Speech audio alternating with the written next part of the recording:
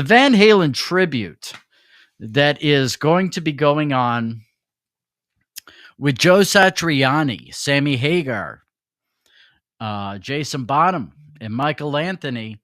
They made the announcement and the premiere of it on the Howard Stern Show. Now, keep in mind, this whole thing is not going to be done until the summer. Okay. These things have not been rehearsed. We've been over all of that. Go and check out my previous videos on this subject to get all the information on that.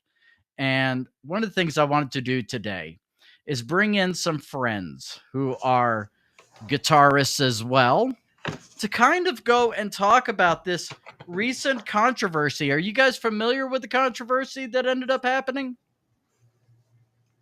Yeah. Joe Satriani trying to play Mean Streets and some other Van Halen songs. Yeah. Howard Stern.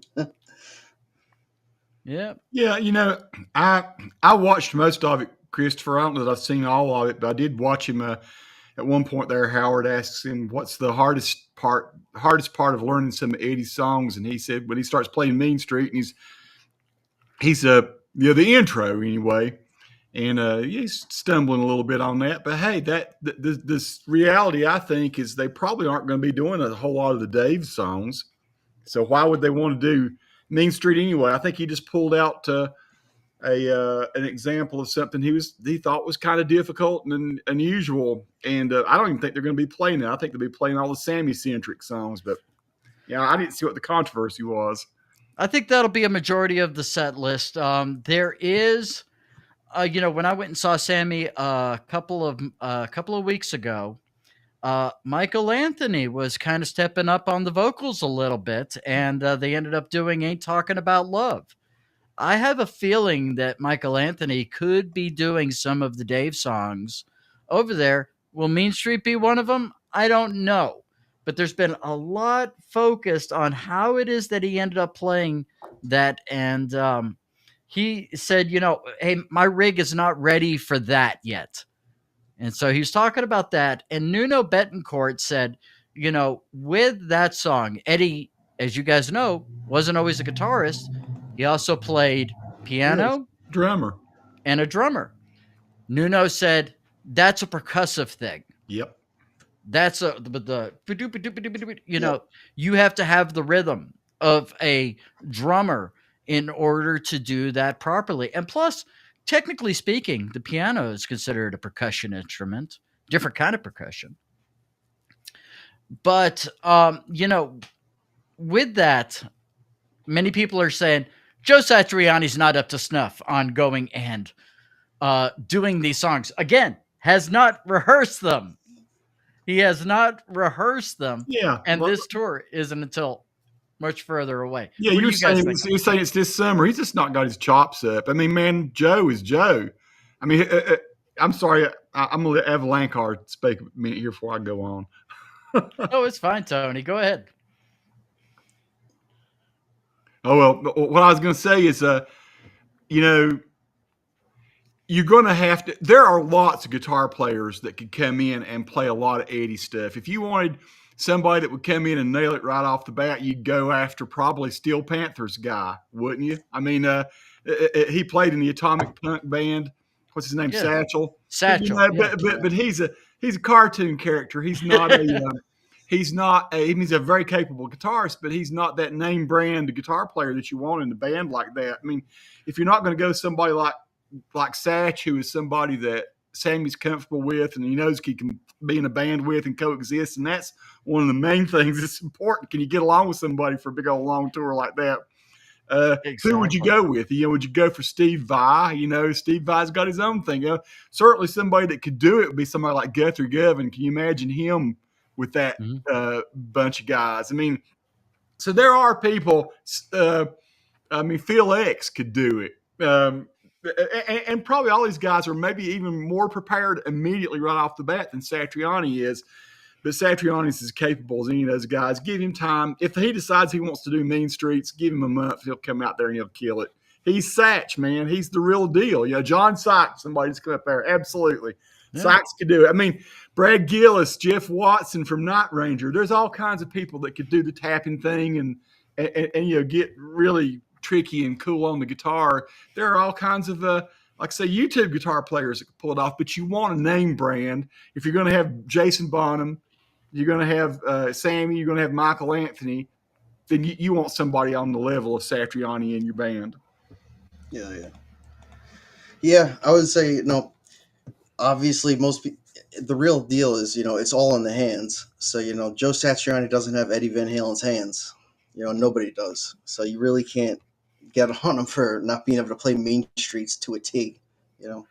Yeah, especially without rehearsing it. But all three of us have done guitar stuff on YouTube. Tony's got his channel. Guys, go and check out Tony Lee Glenn. Go and check out his channel. He does some incredible reviews of guitar gear and a bunch of other stuff as well right there on his channel. And Alvalanker goes and does a great deal of different covers and stuff like that over there on his channel.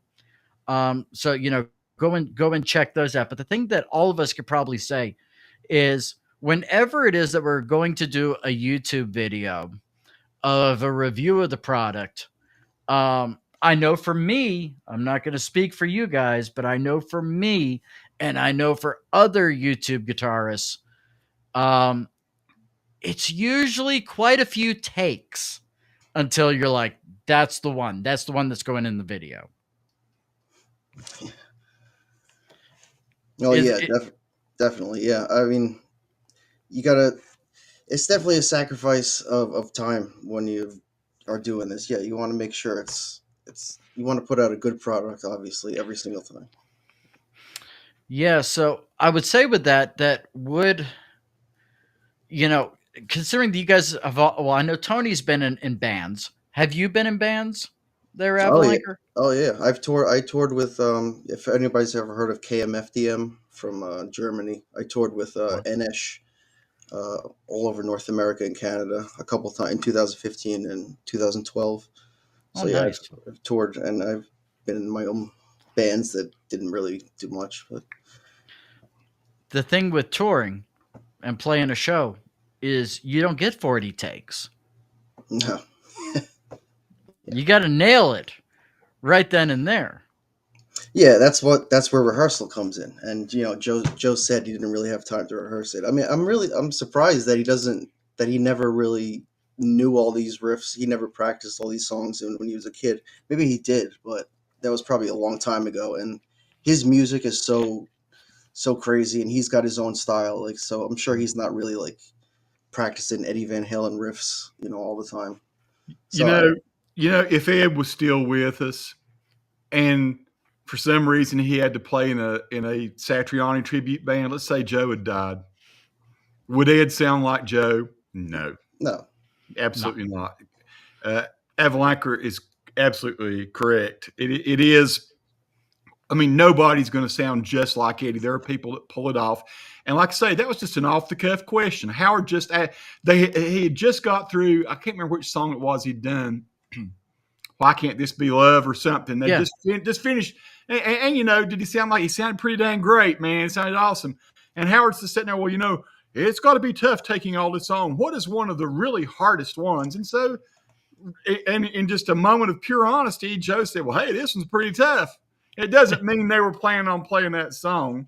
And, so pick any guitar player. Joe, what's really hard that Joe Pass did back in the 60s? And Joe's, well, this is a hard lick to do. And he's going to show you something that actually is really hard for him to play. Mm-hmm. No, I like what Liger fan said over here. That it's a non-controversy. I like that. Anyway. Oh, did I pull up the wrong one? Wait a minute. It says, I saw this as a controversy, and I could see them including several DLRs. Said, yeah. And Jason want to include that. That's the other point I was making. I like what he said there, too, that basically you got to find somebody you can get along with and tour with. I mean, the reason Sammy didn't go on and it wasn't Van Halen until the end is they just didn't get along. Clearly, Sammy likes Joe. Mm-hmm. And, where are you going to, you got to find a guitar player. Eric Johnson's out there but Yeah. he might not get along with Eric Johnson. Oh yeah, He's getting along yeah. with Joe Satriani. Let's say you choose your weapons and the nail. But by summertime, I bet you go see that show and it'll knock your socks off. Oh, absolutely. And Oh, there's a lot of. Oh, and by the way, Joey Van Onstrat, who's a channel member and is here with us, and hopefully he's able to see us and hear us okay. Guys, one of the things is you guys being in bands and all that stuff, and me previously being in bands as well. One of the big things, and I think Tony really hit on this, is that you have to be able to get along and mesh with everybody in the band. You take, for instance, Tony did a show with me and Cardiff Electric one time. Cardiff's a dear friend of mine, but Cardiff and I, we don't mesh well when doing shows together. He is great at what he does. I think I'm okay at what I do. But every time I do a show with Tony, however, it clicks. Tony's kind of my go-to guy in terms of this stuff because we work well together. I think that you look at all these super groups that have been around, none of them really take off. Only a very small amount of them do. Like, for instance, Damn Yankees or Mr. Big. Those are the only ones that really hit the sweet spot. You could mention all of these great guitarists that could be in there, but the question is, do they mesh musically? Do they get along? Can they work together? That's a big part of the question, I think. And yeah. go ahead and introduce yourself there, Joey. Hey, folks, Joey Van Ostrand here. How are you? So, yeah. Excellent. What do you guys think on that? I think a great example is Dave Mustaine and Metallica. Yeah.